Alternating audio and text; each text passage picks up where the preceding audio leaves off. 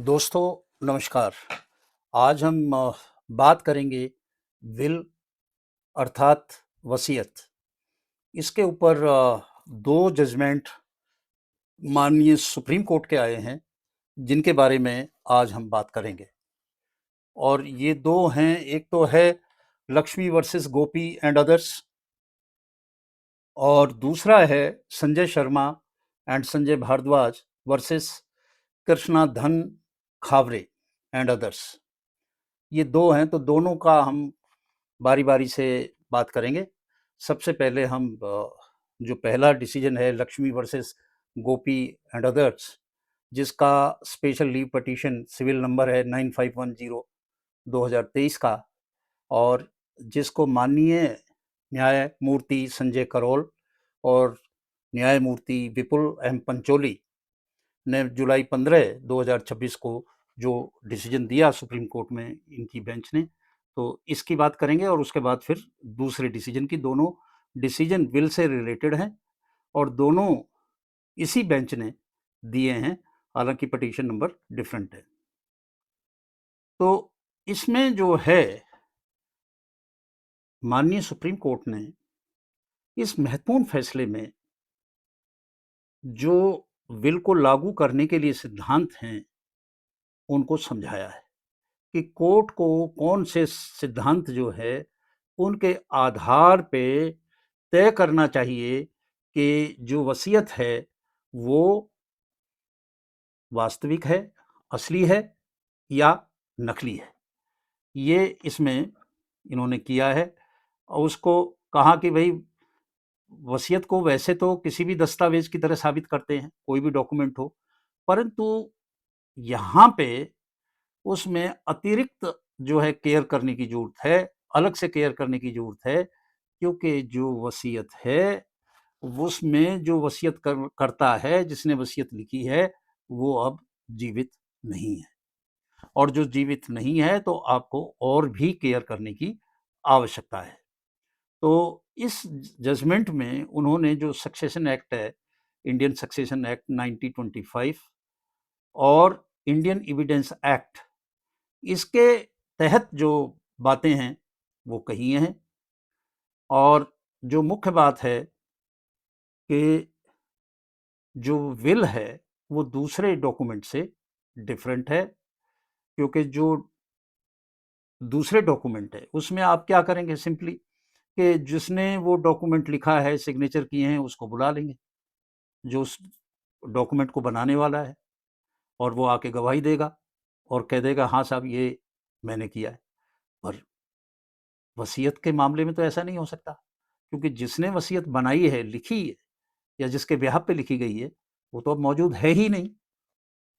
तो इसलिए वो उससे काफ़ी डिफरेंट है। तो उसमें उन्होंने 6 बातें कही हैं, 6 सिद्धांतों की बात कही है माननीय सुप्रीम कोर्ट ने। और क्यों जो है ये जो 6 सिद्धांत हैं, इनका पालन सभी कोर्टों को करना चाहिए, ये साबित करने में कि वसीयत जो है वो असली है या नहीं है। तो जो सबसे पहला सिद्धांत जो माननीय सुप्रीम कोर्ट ने कहा, उसने कहा कि भाई देखो, विल जो है ना, ये डिग्री ऑफ सैंक्टिटी है, यानी कि एक पवित्रता वाली डिग्री है। इसको ये नहीं समझना चाहिए कि कोई ऐसे ही है, ये सैंक्टिटी है इसकी, क्योंकि जो मरने वाला है उसने अपनी जो फाइनल विश है, जो उसकी अंतिम इच्छा है, उसको इसके जरिए जाहिर किया है। और दूसरी जो बात है, जो वसीयत करता है उसने जो हस्ताक्षर कर किए हैं, उनको भी कोर्ट अच्छी तरह एग्जामिन करे, साबित करे कि हाँ ये सिग्नेचर जो हैं, ये हस्ताक्षर जो हैं, ये जो दस्तखत हैं, ये उसी के हैं।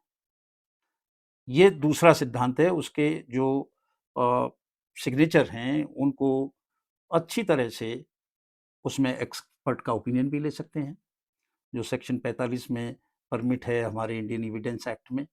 हैंड राइटिंग का कर सकते हैं अंडर सेक्शन 47 कि भैया वो क्या कहता है कि इसके दूसरे जो सिग्नेचर थे, पहले कहीं बैंक में किए हैं, कहीं और किए हैं, जो ऑथेंटिक सिग्नेचर हैं उनको इसके साथ कंपेयर करे और जो विशेषज्ञ है वो कहे कि हाँ ये वो ही सिग्नेचर हैं जो उनके पहले किए हैं, हैंड राइटिंग एक्सपर्ट होते हैं।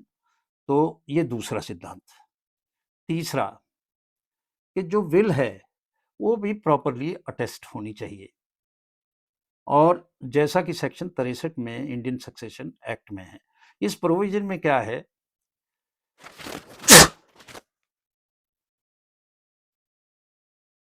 या तो कोई दूसरा आदमी उसके बिहाफ पे साइन कर रहा है, तो उसकी डायरेक्शन में कह रहा है, तो इसमें दो गवाह उसके सत्यापित करें, उस पर सिग्नेचर करें, दो गवाह के दस्तखत उस बिल के ऊपर होने चाहिए। ये इसका तीसरा सिद्धांत है। चौथा है कि जो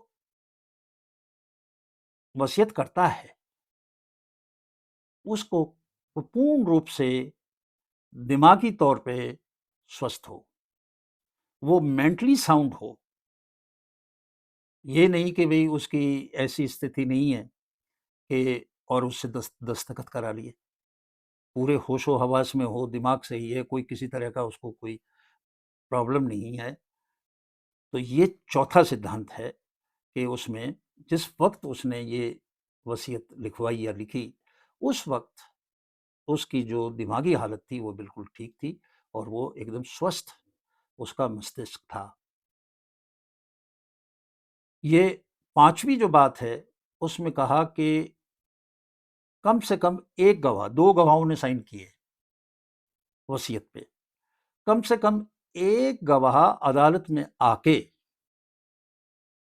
और ये बात कहे कि हाँ साहब ये मैंने सिग्नेचर किए हैं और मेरे सामने ही ये बिल उन्होंने बनवाई। दो में से कम एक फिजिकली आके अदालत में ये बात कहे। और जो छठा और आखिरी है, तो उसको जो है चार सिद्धांत हैं, क्वेश्चन हैं, जिनको कोर्ट को आंसर करना चाहिए कि क्या जो वसीयत करता है उसने विल को साइन किए,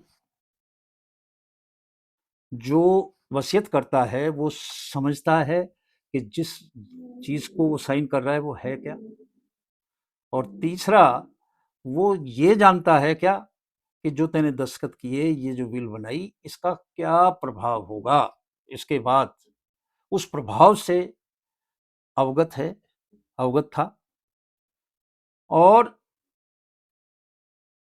क्या उसमें जो है जो उसने साइन किए हैं क्या लिखा हुआ है, ये सब वो जानता है। ये चार बेसिक सवाल अदालत को उसका जवाब देना चाहिए।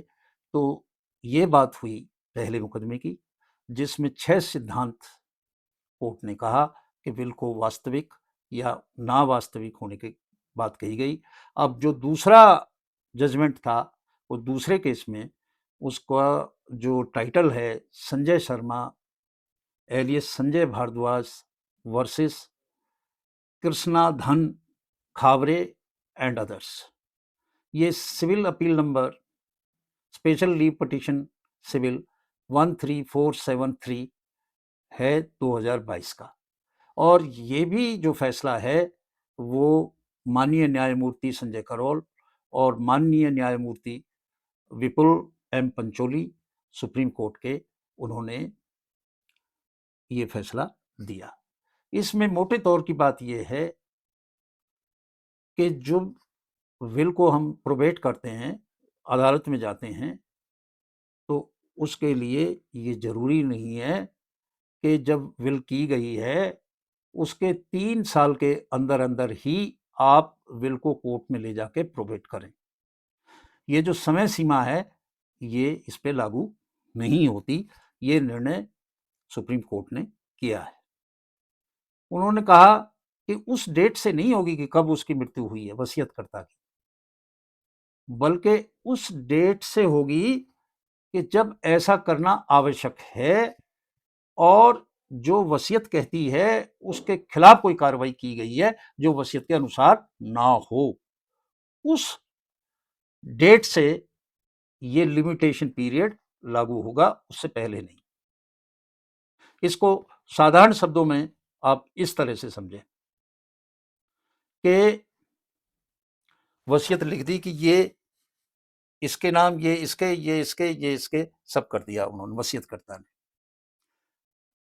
विल लिखी हुई रखी हुई है घर में, मान लीजिए 10 साल हो जाए, 12 साल, 15 साल, कोई दिक्कत नहीं, क्योंकि विल के मुताबिक ही सब लोग काम कर रहे हैं।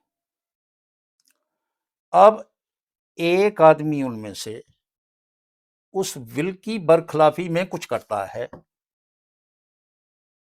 तो जो विल ने स्थापित किया है कि क्या होना चाहिए, वो उसकी बरखिलाफी हुई, हॉस्टाइल हुआ। तो इस हॉस्टिलिटी के तारीख से लिमिटेशन पीरियड शुरू होगा 3 साल का। 10 साल, 15 साल, 25 साल पहले रखी, उससे कोई दिक्कत नहीं। 3 साल इससे, और ये लिमिटेशन पीरियड के अंदर है। ये बात इस फैसले में जस्टिस संजय करोल और जस्टिस विपुल एम पंचोरी ने कही। अब इसमें हुआ ये था कि 15 अप्रैल 1995 को उन्होंने जो है वसीयत को प्रोबेट के लिए आवेदन किया, जबकि जो निधन था 7 जून 1995 को हो गया। 7 जून 1995 को निधन हुआ, आप इसको इस तरह से समझें। और वसीयतकर्ता की मौत 31 अगस्त 2005 को हो गई। तो लगभग जो है 10 वर्ष के बाद। अब उन्होंने जो है 31 अगस्त को 10 साल के बाद उसको, रिट को वहाँ पे प्रोबेट करने के लिए जो एक एप्लीकेंट थे उन्होंने दिया। अब क्योंकि लिमिटेशन पीरियड से ये काफ़ी ज़्यादा है, ऐसा लोगों ने सोचा। और ये जो है, जो आदेश है सिविल प्रोसीजर कोड 7, ऑर्डर 7, नियम 11 के तहत आवेदन दायर किया। अब ट्रायल कोर्ट ने कहा कि भाई जो धारा 222 है इंडियन सक्सेशन एक्ट की और 276 है, उसके तहत जो आपका प्रोबेट आवेदन है खारिज कर दिया, क्योंकि जिन्होंने ये विल लिखी थी, विल की थी, उनकी मृत्यु को तो 10 साल से ज़्यादा हो गए। ये 3 साल के अंदर अंदर नहीं है, तो इसलिए जो लिमिटेशन पीरियड एक्ट है वो उसके मुताबिक ये नहीं हो सकता। ऐसा पहले ट्रायल कोर्ट ने कहा, और ट्रायल कोर्ट की बात को झारखंड जो हाई कोर्ट है उसने माना, और झारखंड हाई कोर्ट ने भी जो उसकी अपील की थी ट्रायल कोर्ट की आदेश के खिलाफ, उसको रिजेक्ट कर दिया। उसने कहा कि साहब जो ट्रायल कोर्ट ने कहा ठीक है, ये अपीलकर्ता की, उसके वसीयतकर्ता की मृत्यु के 3 साल से बाद में जो है ये किया, तो वो सुप्रीम कोर्ट आ गया, और सुप्रीम कोर्ट ने फिर इसकी व्याख्या की। सुप्रीम कोर्ट ने स्पष्ट कहा कि भाई जिस दिन वसीयतकर्ता की डेथ हुई है, उससे ये लिमिटेशन पीरियड नहीं लागू होगा। ये लागू होगा उस दिन से जिस दिन से उस विल की खिलाफ वर्जी, उस विल के खिलाफ किसी ने कोई एक्शन लिया है, उस दिन से 3 साल, चाहे वो 10 साल बाद में उसकी खिलाफ वर्जी की हो, 20 साल बाद की हो, 30 साल की हो। तो ये एक निर्णय हाई कोर्ट ने किया, और महत्वपूर्ण निर्णय है, जिसमें जो टाइम लिमिटेशन, जो लोग सोचते हैं कि मृत्यु के 3 साल के अंदर अंदर प्रोबेट करना चाहिए, ऐसा नहीं है, ये स्पष्ट सुप्रीम कोर्ट ने कर दिया है।